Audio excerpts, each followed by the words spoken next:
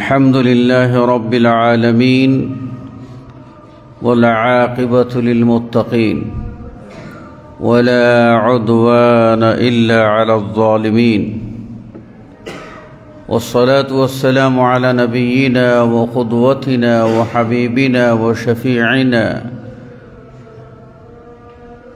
محمد بن عبد الله رسول الله صلى الله عليه وسلم وعلى آله الطيبين والطاهرين وأصحابه الغر الميامين صلوات الله عليهم وسلامه.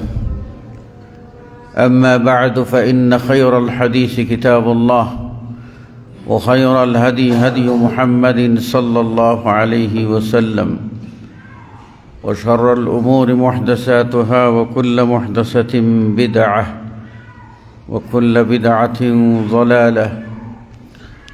وقد قال الله تبارك وتعالى في كلامه المجيد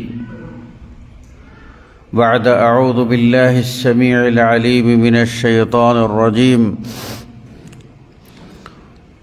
وجاءت سيارة فأرسلوا واردهم فأدلى دلوه قال يا بشرى هذا غلام وأسروه بضاعة والله عليم بما يعملون وشروه بثمن بخس دراهم معدودة وكانوا فيه من الزاهدين.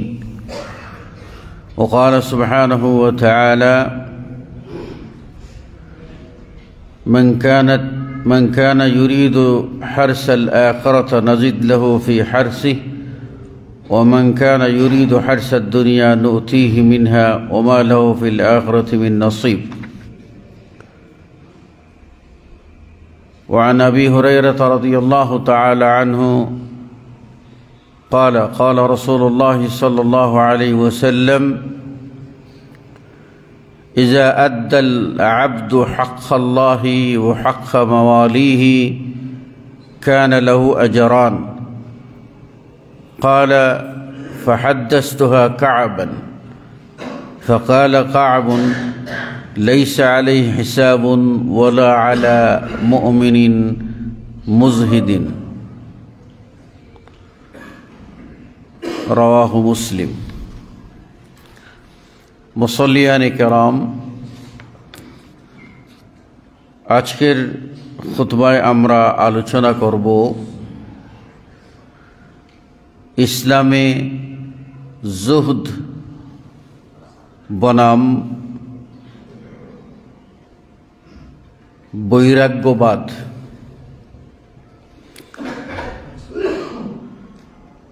প্রথমেই আমরা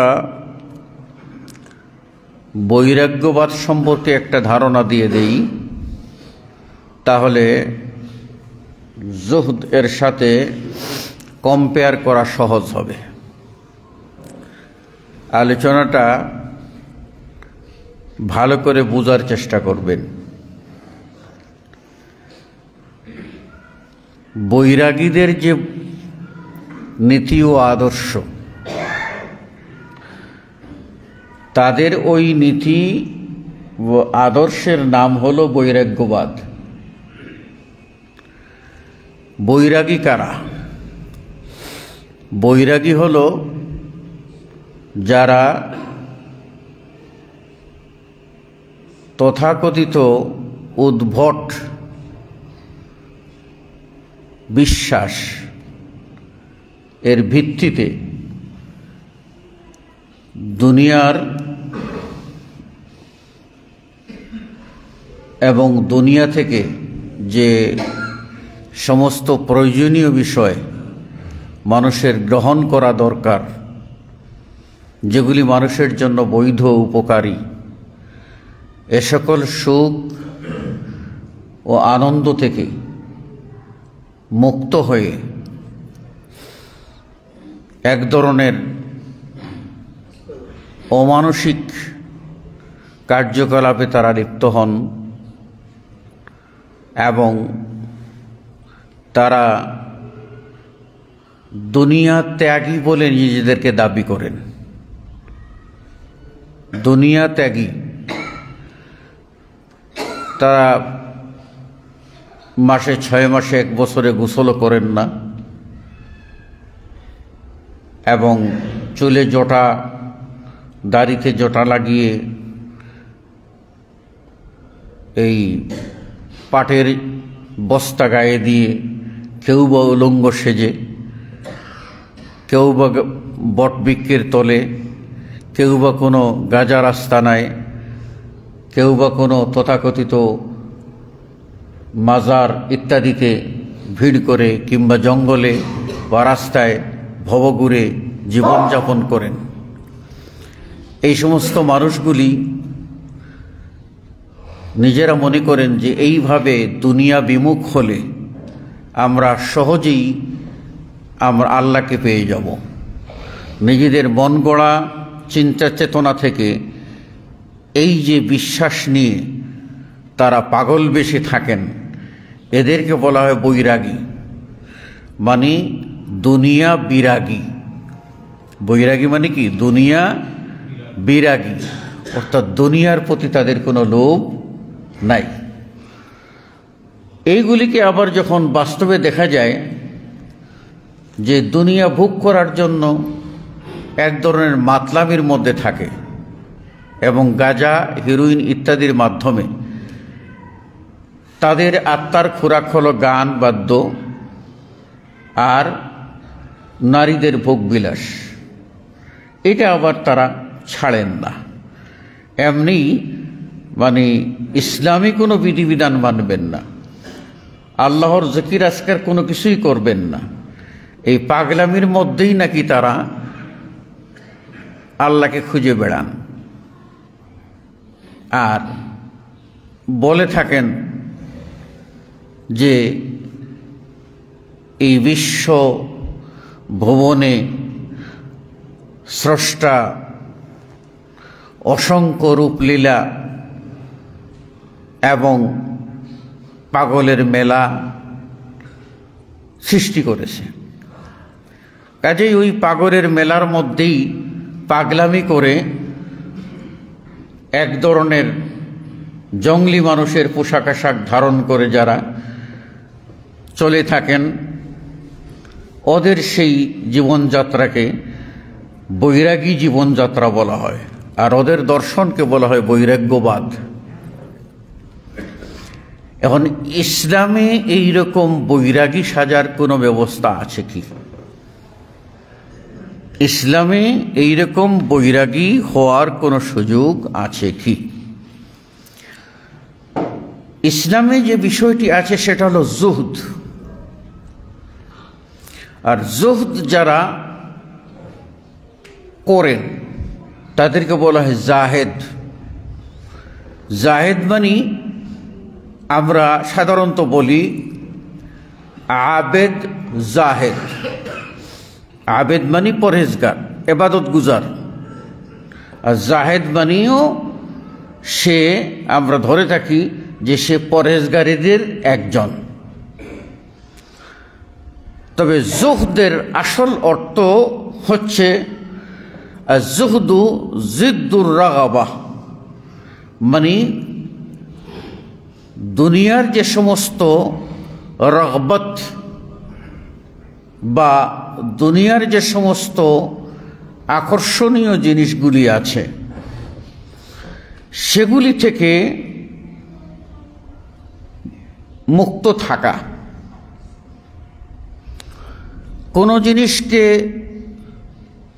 অধিক মাত্রায় গ্রহণ না করে অল্প কিছু গ্রহণ করা, এটাও জুহদের অর্থ হয়ে থাকে। যেমন আল্লাহ রাব্বুল আলামিন সূরা ইউসুফের 20 নম্বর আয়াতে বলেছেন যে ইউসুফকে যখন তার ভাইয়েরা নিয়ে জঙ্গলের ভিতরে এই গভীর পানির কূপে ফেলে দিল, পরবর্তীতে ওরা চলে গেল, পরবর্তীতে একদল লোক আসলো নৌকা নিয়ে, তারা ওই দিকে যখন যাচ্ছে পানির প্রয়োজন হলো, ফাওয়ারিদুন দালওয়া, তখন তারা রশি বেঁধে বালতি ফেলে দিল কুয়া থেকে পানি উঠাবার জন্য। তখন টান দিয়ে যখন উঠালো তখন দেখলো যে এ তো পানি না, ফুটফুটে চাঁদের মতো একটা সুন্দর চেহারার বাচ্চা। তখন তারা বলে উঠল, হাযা বুশরা, এটা সুসংবাদ এবং এটা সুন্দর একটা বালক পেয়েছি। তো তারা এটা নিয়ে বলল যে এটা আমরা পণ্য হিসাবে গ্রহণ করে এটা বাজারে বিক্রি করে দেই। আল্লাহ রাব্বুল আলামিন তাদের কথা উল্লেখ করে বলছেন, ওয়াকানু ফীহি মিনাজ জাহিদিন, যে তারা এই বালকের ব্যাপারে বেশি গুরুত্ব দেয় নাই। তারা এই ক্ষেত্রে জাহেদ ছিল, মানে কম গুরুত্ব দিয়ে কোনো মতে এটা বেচে দিতে পারলেই 2 পয়সা পেলেই হলো লাভ। দেখেন না, রাস্তাঘাটে ম্যানহোলের ঢাকনা তুলে নে, অনেক টাকার একটা মাল 200 টাকা পাইলেই, 300 টাকা পাইলেই একটা ইয়াবার দাম হয়ে গেল। কিন্তু জাতির যে ক্ষতি হচ্ছে এটার কোনো তোয়াক্কা তারা করে না। ঠিক ওই রকম ওরা যখন পাইল, ইউসুফকে বলল এটা বাজারে নিলেই যে কয় টাকা পাই, ইউসুফের ব্যাপারে তারা সে অধিক যত্নবান ছিল না। কানু মিনাজ জাহিদিন, তারা কম যত্নবান ছিল। এক্ষণে আসুন পরিভাষায় জুহুদ কাকে বলে। জুহুদ হলো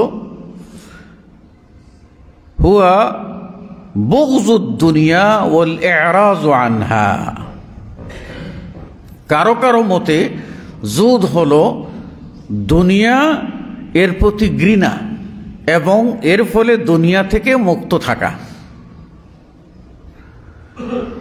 ওয়াকিলা হুয়া তারকু রাহাতিদ দুনিয়া তালাবান লিরাহাতিল আখিরাহ। আবার কেউ কেউ বলছেন জুহুদ হলো আখিরাতের আরাম আয়েশের আশায় দুনিয়াবি আরাম আয়েশকে ছেড়ে দেওয়া। তাহলে আখিরাতের আরাম আয়েশের আশায় দুনিয়াবি আয়েশ আরাম যেগুলি আছে এগুলি পরিত্যাগ করা। সাহাবায়ে কেরাম রাদিয়াল্লাহু আনহুম তারা কিন্তু এইরকম জুহুদকে পছন্দ করতেন, যেটা হলো দুনিয়ার প্রয়োজনীয় জিনিসটা নিতেন কিন্তু দুনিয়ার গোলামে পরিণত হতেন না। তারা আখিরাতকে অগ্রাধিকার দিতেন। এই জন্য সাহাবাদের মধ্যে খাদ্য সংকট ছিল। কখনো তারা খাবার বেশি পেয়ে গেলে তারা বলতেন, আমরা যদি এত কিছু খাই তাহলে কি আমরা আখিরাতে এই নিয়ামত থেকে বঞ্চিত হব? সেই ক্ষেত্রে তারা খুব সতর্ক থাকতেন যেন আখিরাতের নিয়ামত থেকে তারা বঞ্চিত না হন, এ ব্যাপারে সতর্ক থাকতেন। ইমাম ইবনুল জাওজি রাহিমাহুল্লাহ তিনি বলছেন যে জুহুদ হচ্ছে ইনসরাফুর রাগবা আনি শাই ইলা মা হুয়া খায়রুম মিনহু, কোনো এক বস্তু থেকে বিমুখ থাকা, মানে কোনো একটা বস্তু গ্রহণ না করা এই শর্তে যে এর চেয়ে উত্তম কিছু গ্রহণ করার আশায়। অর্থাৎ দুনিয়ার একটা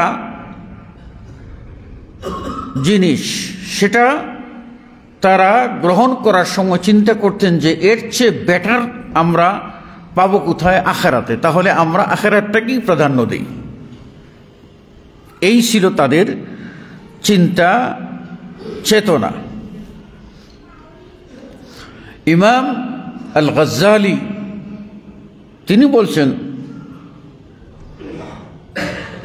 একই কথা। ইবনুল জৌজির সূত্রে শেখুল ইসলাম ইবনে তাইমিয়া যে সূত্রে বলেছেন এটুকুই বলেছেন যে ইনসিরাফুর রাগবা আনিশ শাই ইলা মা হুয়া খায়রুম মিনহু, মানে কোনো বস্তুকে তার চেয়ে উত্তম জিনিস পাওয়ার আশায় কোনো বস্তুকে ছেড়ে দেওয়া, কোনো বস্তুকে ছেড়ে দেওয়া। উদাহরণস্বরূপ আমরা এভাবে বলতে পারি যে একজন ব্যক্তি মসজিদে এসে 2 রাকাত সুন্নত সালাত আদায় করতে শুরু করেছে। ইতিমধ্যেই ফরজ সালাতের ইকামত হয়ে গেল। ভালো করে বুঝে নেবেন যে সুন্নত শুরু করেছে, ফরজ সালাতের ইকামত হয়ে গেল। এখন যদি সে সুন্নত পুরা করতে যায় তো ফরজের 1 রাকাত মিস হয়ে যাবে। এই লোকটার জন্য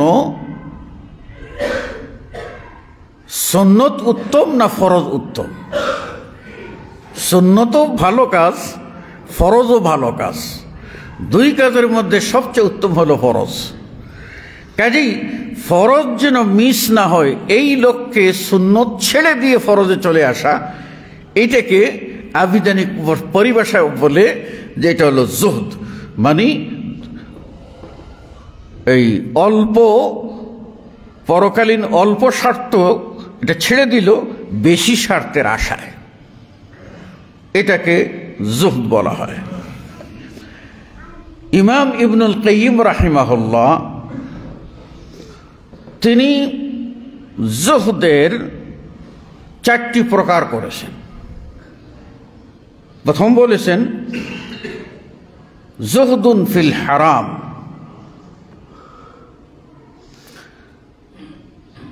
এমন বিষয় যে বিষয়ে জুহুদ করা হারাম, করা যাবে না। তা হলো হুয়া ফরজু আইন। ফরজে আইন যেটা, এটা একজন ব্যক্তির মৌলিক বিষয়, তার ঈমান আছে না নাই এটাই হলো প্রমাণ করবে। ফরজে আইন ছাড়া যাবে না। এই ফরজে আইনে যদি কেউ বলে যে না আমি কিছু শিথিলতা প্রদর্শন করব বা কম গুরুত্ব দেব, যেটা জুহুদের অর্থ, এই অর্থে যদি ফরজ থেকে জুহুদ করে তাহলে সে আপনার ফাসেক, কখনো সে কাফের হয়ে যেতে পারে। এই জন্য ফরজের বেলায় কোনো ফরজে আইন যেটা, এই ফরজে আইনের বেলায় আপনার কোনো শিথিলতা নাই। উদাহরণস্বরূপ আমরা বলতে পারি যে যদি ফরজে কেফায়া হয়, কি হলো, একজন মানুষ তার মারা গেছে, তার জানাজার সালাতে আদায় হতে হবে, শরীক হতে হবে, এটা হলো ফরজে কেফায়া। আমি দেখলাম অনেক লোক এসে গেছে, কিন্তু রাস্তায় পড়ে আছে এমন এক মানুষ যে এই মুহূর্তে অ্যাক্সিডেন্টে মারা যাবে, অ্যাক্সিডেন্ট হয়েছে এমনভাবে মারা যাওয়ার আশঙ্কা। তখন দেখতেছি আমি যে জানাজার সালাত আরম্ভ হচ্ছে, এটাও আমার উপরে ফরজ, ওই দিকে ওই লোকটাকে উদ্ধার করাও ফরজ। সেই ক্ষেত্রে কি করব, কিছু লোক যেহেতু আদায় করতেছে, সবার আদায় হয়ে যাবে, কাজে আমি এটা ছেড়ে দিয়ে অধিকতর গুরুত্বপূর্ণ ওই প্রাণ বাঁচানোতে চলে যাব। এটা হলো ইসলামী পরিভাষায় জুহুদ। তাহলে আমরা প্রথম প্রকার বললাম ফরজে আইন। ফরজে আইন হলো প্রত্যেক ব্যক্তি মাত্রই তার উপরে ফরজ। তো এই ফরজের বেলায় কোনো জুহুদ চলবে না। কেউ যদি জুহুদ করতে তাহলে হারাম, অর্থাৎ 3 ওয়াক্ত পড়লো, 2 ওয়াক্ত ছেড়ে দিল, অথবা অলসতা করলো, তাহলে সেই কাজটা কি করলো, হারাম কাজ করলো। ফরজের বেলায় কোনো আপনার ছাড় দেওয়া যাবে না। 2 নম্বর হলো ওজুহুদুন ফিশ শুবহাত।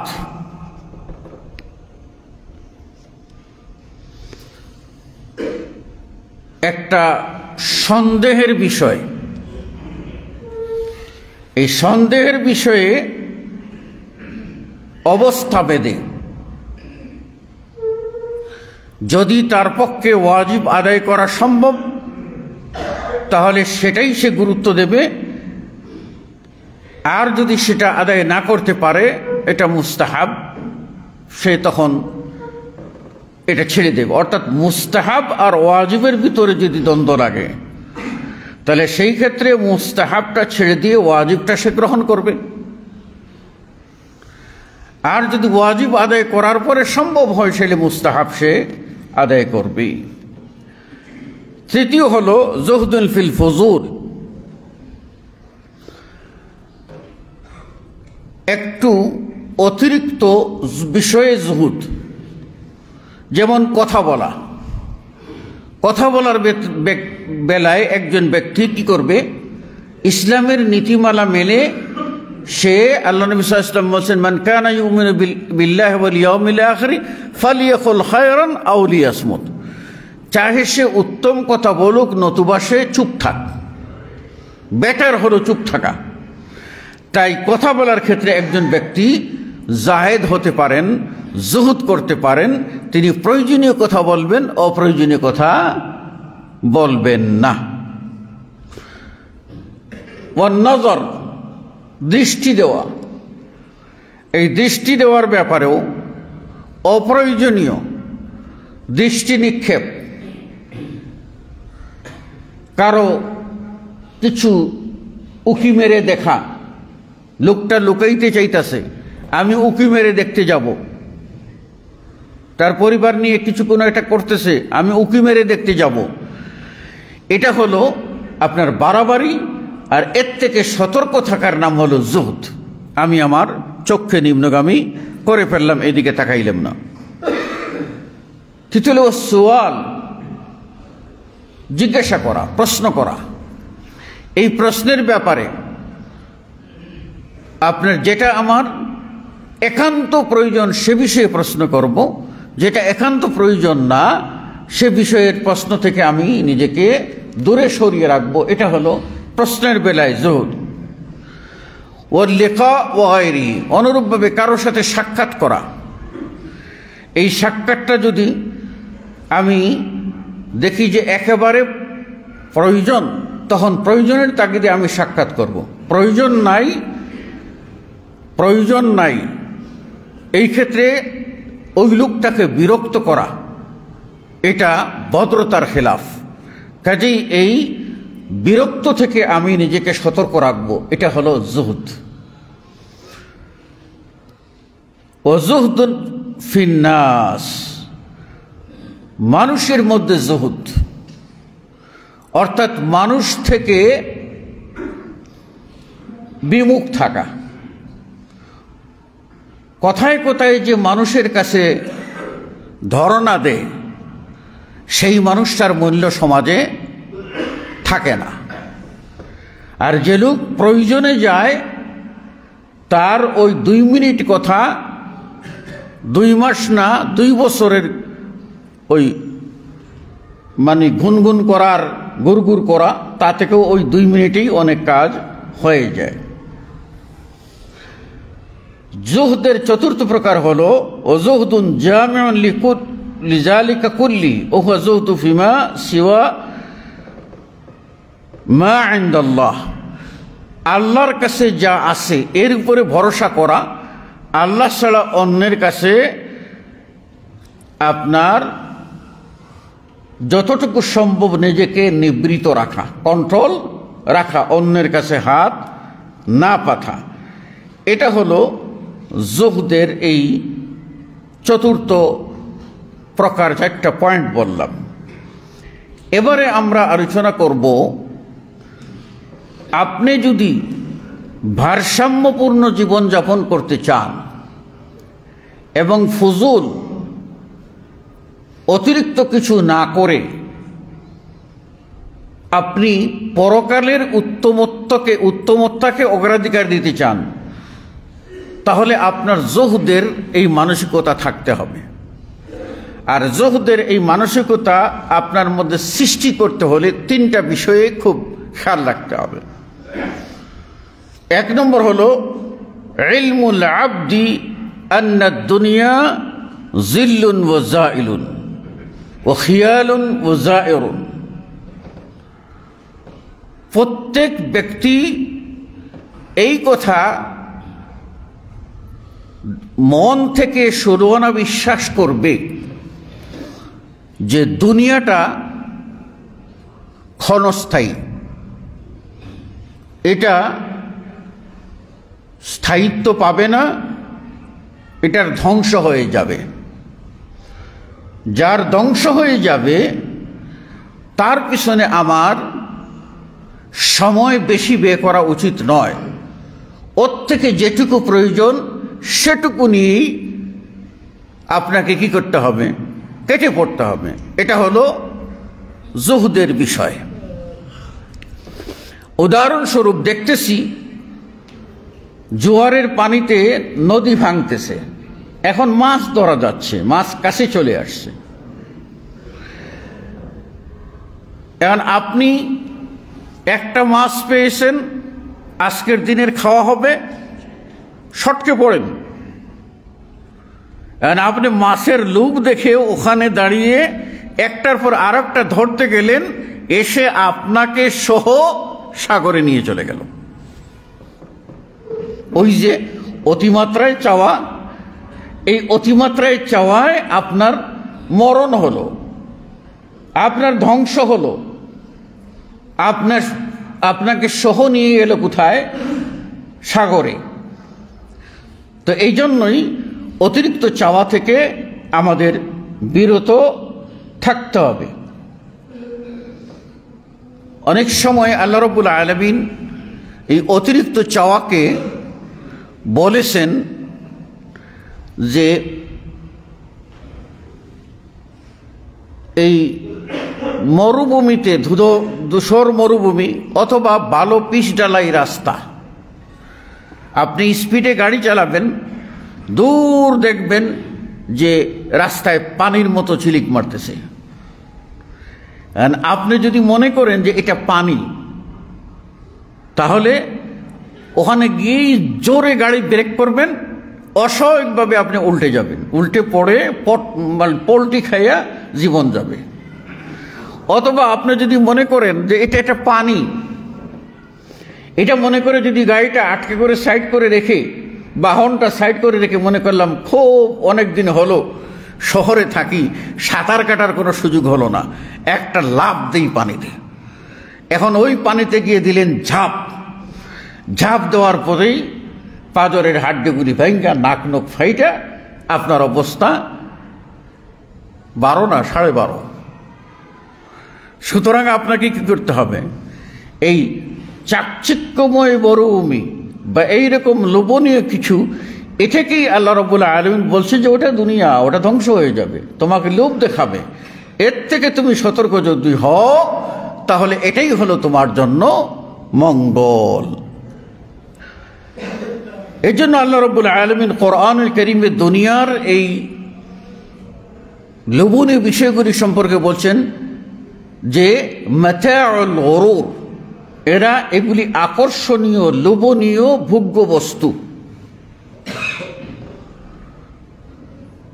আর এই ভোগ্য বস্তুর তাড়নায় পড়েই মানুষ আখিরাত ভুলে যায়, পরকাল ভুলে যায়।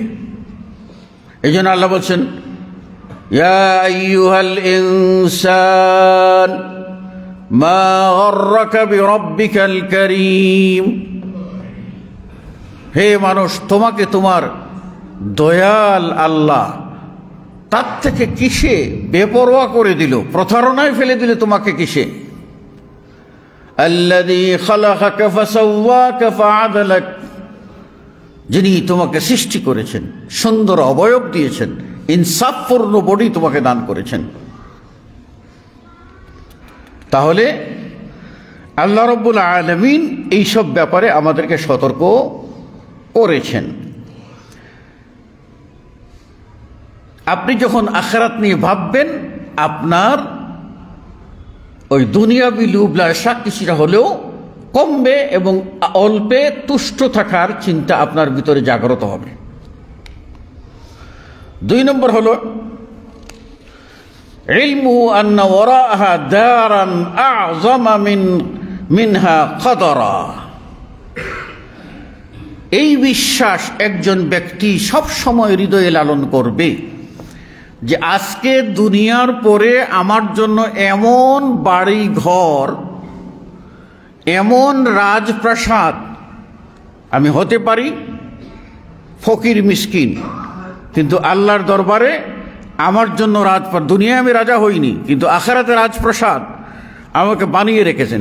সুতরাং আমি দুনিয়ার এই লোভ লালসার চেয়ে বড় কিছু আমার জন্য অপেক্ষা করতেছে। কাজে এ থেকে আমাদেরকে সাবধান ও সতর্ক হতে হবে এবং আখিরাত যেন না হারাই সেই দিকে খেয়াল আমাদের রাখতে হবে। তৃতীয়ত মারিফাতুহু ওয়া ঈমানুহুল হক বিআন্না যুহদাহু ফিহা লা ইয়ামনাউ শাইয়ান কুতিবা লাহু মিনহা।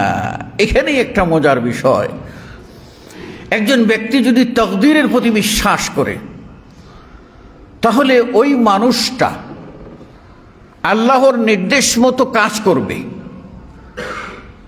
আল্লাহ কিন্তু কাজ করতে বলেছেন, কাজ করবে, কিন্তু সে এমন কিছু আশা করবে না যা তার তাকদীরের বাহিরে, আর এমন বিষয় থেকে নিরাশ হবে না যা তার তাকদীরের ভিতরে। সুতরাং আপনি আপনার কর্ম করবেন এবং আপনি যা পান তাই মনে করবেন এটাই আমার তাকদীরে আল্লাহ বরাদ্দ লিখেছিলেন, আলহামদুলিল্লাহ। আর আপনি চেষ্টা করবেন, একবার পাননি আরেকবার পাবেন।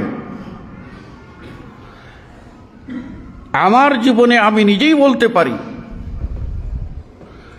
আমার 15টি বৎসর ধৈর্য ধারণের মধ্য দিয়ে চলেছি। 15টি বৎসর আল্লাহর কাছে কেঁদেছি।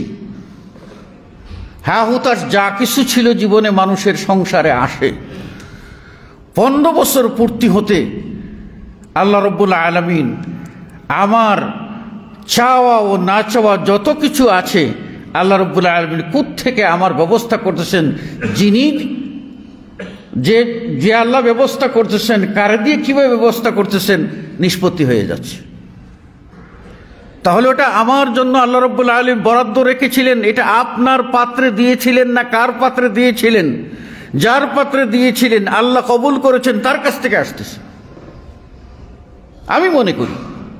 সুতরাং চিন্তার তো কিছুই নাই, আপনার হারাবার কিছু নাই, আপনার হারাবার কিছু নাই।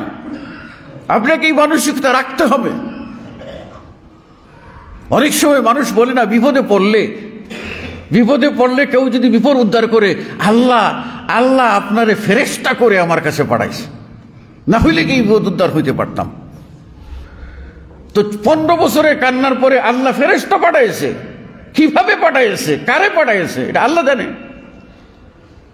সুতরাং এই মানসিকতা রাখতে হবে, ভরসা রাখতে হবে আল্লাহর উপরে, চাইতে হবে আল্লাহর কাছে, এবং আল্লাহ রাব্বুল আলামিন কিভাবে তিনি আপনাকে সাহায্য করবেন আল্লাহ রাব্বুল আলামিনই ভালো জানেন। হতাশা কখনো যেন গ্রাস না করে। আল্লাহ কোরআনে বলেছেন লা তাহজান, দুশ্চিন্তা পড়ো না, দুশ্চিন্তা করো না। আল্লাহ নবী মুহাম্মদ সাল্লাল্লাহু আলাইহি ওয়াসাল্লামকে আল্লাহ বলেছেন লা তাহজান, হতাশ হইও না, আমি আল্লাহ তোমার সাথে আছি। সুতরাং হতাশার কোনো কারণ আমাদের নেই। কাজেই তাকদীরের প্রতি বিশ্বাস করলে একজন মানুষ যখন কিছু পায় বলে আলহামদুলিল্লাহ, আল্লাহ আরো বাড়িয়ে দেন। আর কোনো কিছু আশা করেছিল 10 কোটি টাকা লাভ করবে, হয়েছে 8 কোটি টাকা, 2 কোটি টাকা লস, বলবে ইন্না লিল্লাহ, আমার প্ল্যান মতো হলো না। আল্লাহ রাব্বুল আলামিনের হুকুমের উপরে সবর করলাম, আল্লাহ রাব্বুল আলামিন বান্দার ওইটা আরেক সময় 10 গুণ বাড়িয়ে দেবে। আল্লাহ যদি চায় কেউ রুখতে পারবে না। সুতরাং এই চিন্তা আমাদের রাখতে হবে। মুসল্লিয়ানে কেরাম, আল্লাহ রাব্বুল আলামিন কোরআনুল কারীমে আমাদেরকে ধনবান কারুনের কথা বলে দিয়েছেন। কারুন মূসা আলাইহিস সালামের জামানার একজন ধনী ব্যক্তি ছিল। তার গোডাউনের চাবি বহন করার জন্য উটের পাল লাগতো। উট একটা জাহাজ, এত সম্পদ আল্লাহ তাকে দিয়েছিলেন। কিন্তু সে যখন আল্লাহ রাব্বুল আলামিনের সাথে নাফরমানি করল এবং অহংকার দেখাইল, তার মধ্যে একটা বর্ণনা আছে এই যে মূসা আলাইহিস সালাম তার কিছু সাহাবী সঙ্গী ইমানদার এদেরকে নিয়ে তিনি মানে তাওরাতের বাণী শোনাচ্ছেন। এই সময়ে এই কারুনের পাঠানো, পয়সা খাওয়া পাঠানো একজন আপনার বেশ্যা এসে তাকে বলল সবার সামনে, এই মূসা, তুমি আমার সাথে এই অপকর্ম করেছো, আমি এটার বিচার চাই। তো একজন রসুল, একজন নবী ও রসুল, তাকে তার অনুসারীদের সামনে এইরকম যদি বেইজ্জতি করে, তাহলে এই বেইজ্জতিটা কত বড় বেইজ্জতি। তখন মূসা আলাইহিস সালাম আল্লাহর নবী, তো ঈমান পাকাপোক্ত, তিনি তখন বলছিলেন, এই মহিলা, তোমাকে আমি আল্লাহর নামে হলফ করে জিজ্ঞাসা করছি, সত্যি কথা বলো। অটোমেটিকলি সত্য মহিলার মুখ দিয়ে বেরিয়ে আসলো যে হে মূসা কালিমুল্লাহ, এটা কারুন পাঠাইছে আমারে টাকা দিয়ে কিছু যেন আপনার অপমান করি। সত্য প্রকাশিত হয়ে গেল। মূসা অত্যন্ত ভারাক্রান্ত হলেন, কষ্ট পেলেন। ফেরাও নমরুদ সেই কারুন এই কাজ করলো।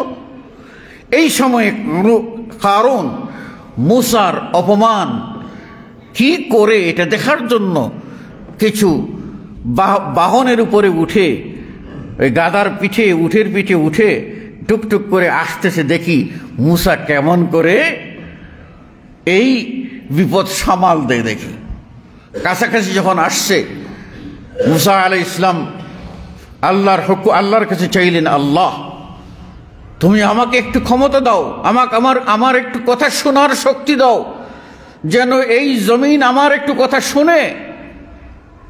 মূসা আলাইহিস সালামের দাবি আল্লাহ মঞ্জুর করলেন, বললেন হ্যাঁ বলো, কি বলার বলো, জমিনকে বলো। মূসা আলাইহিস সালাম বললেন, আল্লাহ এই সবগুলির পাকে যেন জমিন কামড়ে ধরে এরা যেন এক সুতোও নড়তে না পারে। তাই হলো, জমিন যখন কামড়ে ধরলে এক সুতোও নড়তে পারল না, তখন মূসার ঈমান আরো বেড়ে গেল যে আমি যা চাইলাম আল্লাহ তো তাই করে দিলেন। জমিনকে অর্ডার করতে বলেছেন, অর্ডার করেছি, কামড়ে ধরেছে, এক সুতোও নড়তে পারতেছে না। মূসা আলাইহিস সালাম দোয়া করলেন, ওদেরকে নিয়ে একেবারে আস্তে আস্তে নিচের দিকে পুরাটা গ্রাস করে ফেলো। এই আল্লাহ বলছেন, ফাখাসাফনা বিহি ওয়া বিদারিহিল আরদ ফামা কানা লাহু মিন ফিআতিন ইয়ানসুরুনাহু মিন দুনিল্লাহ ওয়া মা কানা মিনাল মুনতাসিরিন। কারুনের এই দশা হলো, জমিন তাকে আস্তে আস্তে আপনার হজম করতে লাগলো, তলের দিকে যেতেই লাগলো, তলিয়ে যেতেই লাগলো, তলিয়ে যেতেই লাগলো। ফামা কানা লাহু মিন ফিআতিন ইয়ানসুরুনাহু মিন দুনিল্লাহ, আল্লাহ ছাড়া তার আর কোনো সাহায্যকারী ছিল না। কেউ এসে তাকে একটু ধরে আটকাইয়া রাখবে, এই বিপদ থেকে কেউ কোনো সাহায্যকারী ছিল না। কাজেই আল্লাহ রাব্বুল আলামিন যাকে ধরেন তাকে ঠিক ওইভাবেই ধরেন। এই জন্য দুনিয়ার লোভটা আমাদের প্রত্যেকের কিছুটা হলেও কমিয়ে দিতে হবে। আমার সময় কম, আপনাদেরকে দুটো হাদিস পাঠ করে শেষ করছি। দুটো হাদিস, একটা হলো সাহাবী আব্দুল্লাহ ইবনে মাসউদ রাদিয়াল্লাহু তাআলা আনহু হতে বর্ণিত, তিনি বলেন আন্না রাসূলুল্লাহ সাল্লাল্লাহু আলাইহি ওয়াসাল্লাম ক্বালা, রাসূল সাল্লাল্লাহু আলাইহি ওয়াসাল্লাম বলেন, কুনতু নাহাইতুকুম আন জিয়ারাতিল কুবুর, আমি তোমাদেরকে কবর জিয়ারত করা হতে নিষেধ করতাম। ফাজুরুহা, তোমরা এখন গিয়ে কবর জিয়ারত করো। ফাইন্নাহা তুজাহহাদু ফিদ দুনিয়া ও তুযাক্কারুল আখিরাহ, এই কবরের দেখতে যাওয়া, জিয়ারত করা, এই কাজ করলে তোমাদের দুনিয়ার প্রতি লোভ লালসা কমে যাবে এবং আখিরাতের প্রতি তোমাদের আগ্রহ বেড়ে যাবে, আখিরাতের স্মরণ তোমাদের বেড়ে যাবে। আপনি কবরে গিয়ে যাবেন মানে কি, গিয়ে দেখবেন কি করে বাউন্ডারি হয়েছে, কি রং হয়েছে, ডিজাইনটা ভালো হয়েছে কিনা, ঠিক আছে, বনানী গুরুস্থানের চেয়ে এটার ডিজাইন ভালো হয়েছে কিনা, এটা দেখার জন্য যাবেন না। আপনি দেখেন যে ওই কবরস্থানে আপনার দাদা আছে, এখানেই দাদার কবর, এখানেই দাদির কবর, এখানেই আমার বাপের কবর, এখানেই আমার ভাইয়ের কবর, এই জায়গাতে আমি আসবো তো আমার জায়গা কোথায়, আমার কি অবস্থা হবে। এই চিন্তাটাই হলো কবরে যাওয়ার, মানে কবরে যাওয়ার উপকারিতা। এটা না করে শুধু কবর কিভাবে সাজাইল এটা দেখার জন্য গিয়ে কোনো লাভ নাই। তারপরের হাদিস শুনুন, সাহাল ইবনে সাদ আস-সাঈদী রাদিয়াল্লাহু তাআলা আনহু বলেন, আতান নবী সাল্লাল্লাহু আলাইহি ওয়াসাল্লাম রাজুলুন, আল্লাহর নবীর কাছে এক লোক আসলো। ফাকাল ইয়া রাসূলুল্লাহ, এসে বলল, হে আল্লাহর রাসূল, দুল্লানি আলা আমালিন ইজা আনা আমিলতুহু আহাব্বানি আল্লাহু ওয়া আহাব্বানি আন-নাস, আমাকে এমন কাজ বলে দিন, এমন আমল বলে দিন যেই কাজটি করলে আল্লাহ আমাকে পছন্দ করবেন, মানুষেরও আমাকে পছন্দ করবে। ফাকাল রাসূলুল্লাহ সাল্লাল্লাহু আলাইহি ওয়াসাল্লাম, রাসূলুল্লাহ সাল্লাল্লাহু আলাইহি ওয়াসাল্লাম বললেন, ইজহাদ ফিদ দুনিয়া,